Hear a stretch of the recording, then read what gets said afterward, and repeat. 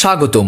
আজ আমরা আলোচনা করব ইসলাম ধর্মের একটি গুরুত্বপূর্ণ রাত শবে বরাত সম্পর্কে। এটি কেন গুরুত্বপূর্ণ, এর ইতিহাস ও ঐতিহ্য কি, এবং এই রাতে কি ধরনের ইবাদত করা উচিত এই সম্পর্কে এই বিষয় নিয়ে বিস্তারিত জানাবো। শবে বরাত, যা ইসলাম ধর্মের অত্যন্ত মহিমান্বিত এক রাত হিসেবে বিবেচিত। আরবি ভাষায় বলা হয় লাইলাতুল বারাত। এটি শাবান মাসের 14 তারিখ রাতে পালিত হয় এবং বিশেষভাবে মুসলমানদের কাছে এটি ক্ষমা, রহমত ও মুক্তির রাত হিসেবে পরিচিতি। শবে বরাত শব্দের অর্থ হল মুক্তির রাত। ইসলামী বিশ্বাস অনুযায়ী এই রাতে আল্লাহ তাআলা তার বান্দাদের জন্য দয়ার দরজা খুলে দেন এবং অতীতের পাপ থেকে মুক্তির সুযোগ দেন। এই রাত সম্পর্কে অনেক হাদিস পাওয়া যায়, যেখানে বলা হয়েছে এই রাতে আল্লাহ তার সৃষ্টিজীবের জন্য রহমত বর্ষণ করেন এবং মানুষের আগামী বছরের ভাগ্য নির্ধারণ করা হয়। একটি হাদিসে নবী করিম সাল্লাল্লাহু আলাইহি ওয়াসাল্লাম বলেছেন, শাবান মাসের মধ্য রজনীতে শবে বরাত আল্লাহ দুনিয়া আকাশে নেমে আসেন এবং বান্দাদের ক্ষমা করেন, তবে যারা মুশরিক ও বিদ্বেষ পোষণকারী তাদের ক্ষমা করা হয় না। শবে বরাত সম্পর্কে বিভিন্ন ব্যাখ্যা রয়েছে। ইসলামী ইতিহাস থেকে জানা যায় এই রাতের গুরুত্ব।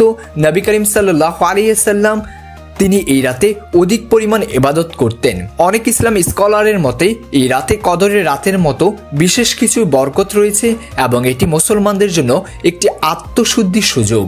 শবে বরাতের মুসলমানের বিশেষ ইবাদত করে থাকেন। এর মধ্যে উল্লেখযোগ্য কিছু আমল হলো নফল নামাজ। এই রাতে বেশি করে নফল নামাজ আদায় করা হয়।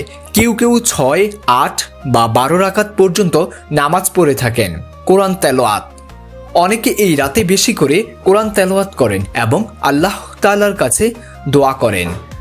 তাসবিহ ও জিকির, আল্লাহর গুণবাচক নামসমূহ পাঠ, দুরূদ শরীফ পাঠ, ইস্তেগফার ও অন্যান্য জিকির এই রাতে করা হয়। কবর জিয়ারত, হাদিস অনুযায়ী নবী করিম সাল্লাল্লাহু আলাইহি ওয়াসাল্লাম শবে বরাতের রাতে কবরস্থান পরিদর্শন করতেন এবং মৃতদের জন্য দোয়া করতেন।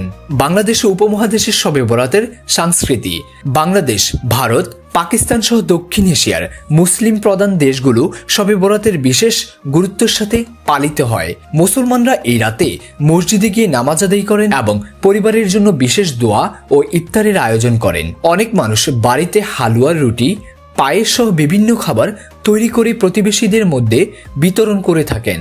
শবে বরাতের শিক্ষা, শবে বরাত আমাদের আত্মশুদ্ধি ও আল্লাহর পথে ফিরে আসার একটি সুবর্ণ সুযোগ দেয়। এটি ক্ষমা ও দোয়ার রাত, যেখানে আমরা নিজেদের পাপের জন্য অনুশোচনা করতে পারি এবং ভবিষ্যৎ কাজের জন্য ভালো সংকল্প নিতে পারি।